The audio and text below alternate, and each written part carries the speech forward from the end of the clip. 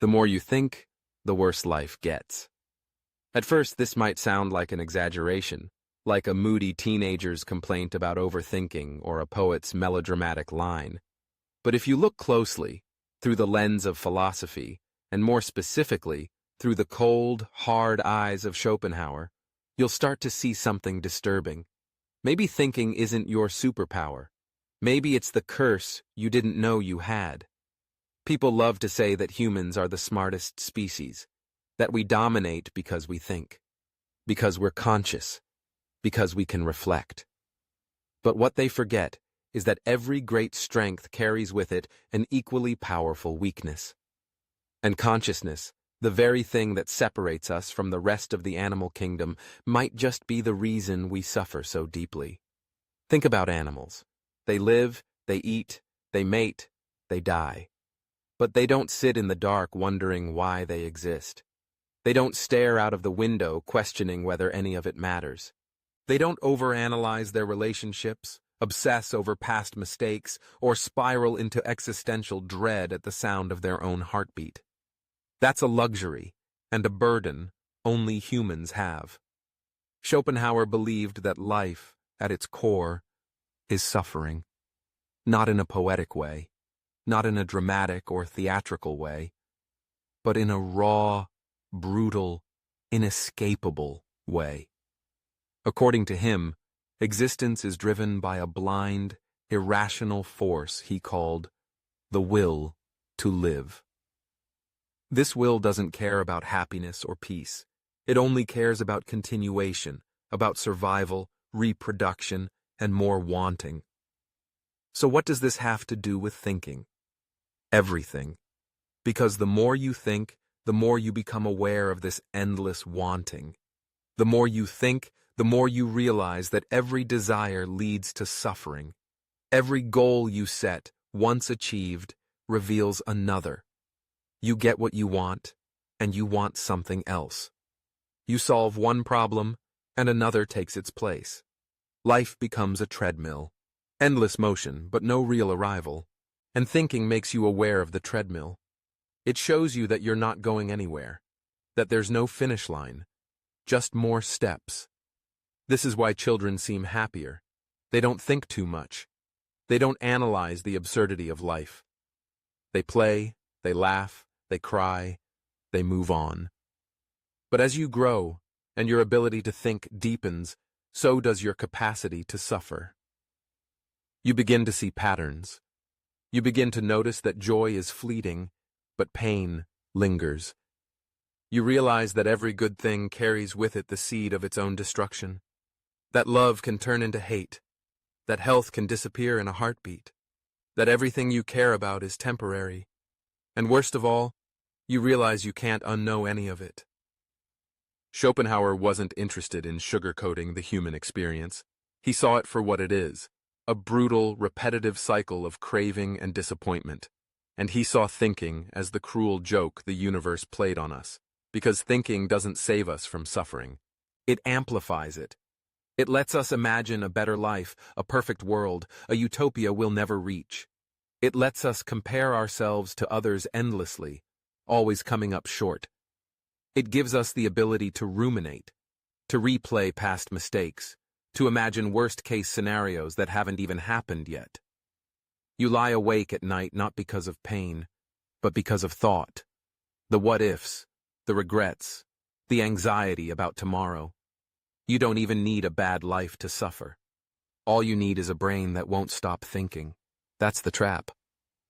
In a way, ignorance really is bliss.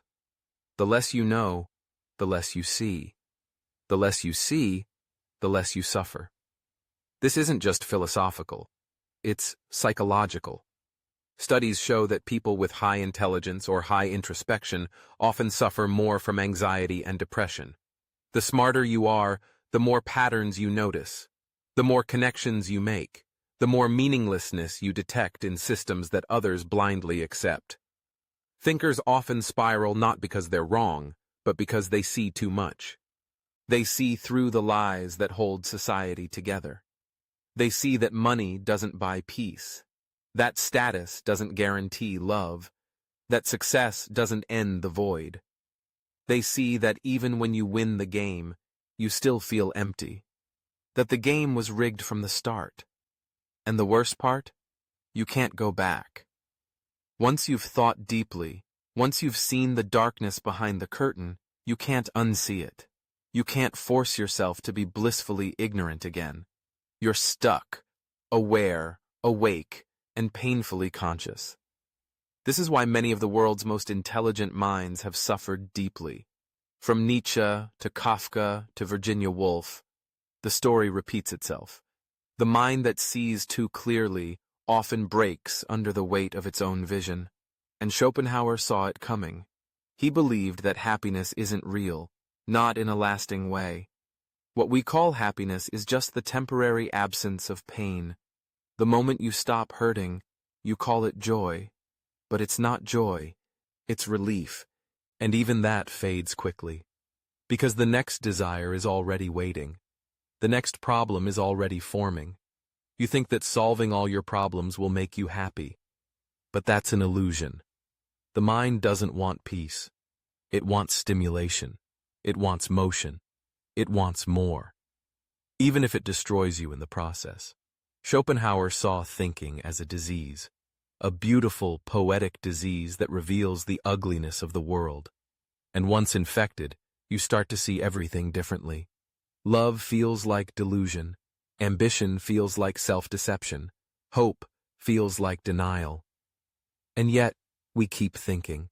We can't stop. Even when it hurts. Even when it makes life unbearable. Because thinking is what makes us human.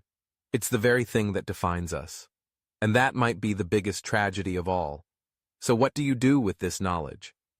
That's the question. Some retreat into distraction. Constant noise, endless entertainment, dopamine on demand. Anything to avoid thinking. Others numb themselves, drugs, alcohol, superficial pleasures. Some turn to religion, not for truth, but for comfort. A way to quiet the screaming mind with certainty and ritual. But a few, like Schopenhauer, stare into the abyss and refuse to look away. They embrace the pain of thinking. They accept the suffering, not because they enjoy it, but because they understand it's the price of awareness. And maybe there's something noble in that. Maybe there's a strange kind of dignity in being able to suffer consciously, to see the futility of it all and keep going anyway. To live not because life is beautiful, but because it's brutally honest, because you're awake, because you're not lying to yourself. This doesn't mean you have to be miserable forever, but it does mean that your search for happiness might have to change. Maybe it's not about chasing pleasure or escaping pain. Maybe it's about seeing clearly, seeing the tragic, absurd, painful truth of life, and choosing to live anyway. Not because it gets better, but because you're strong enough to face it. And that kind of strength doesn't come from avoiding thought. It comes from diving deep into it, from letting it shatter your illusions and rebuild something raw and real. From understanding that suffering isn't the opposite of life. It is life. And thinking is the thread that connects us to that truth. The more you think, the worse life gets. But maybe that's not the end of the story. Maybe it's the beginning.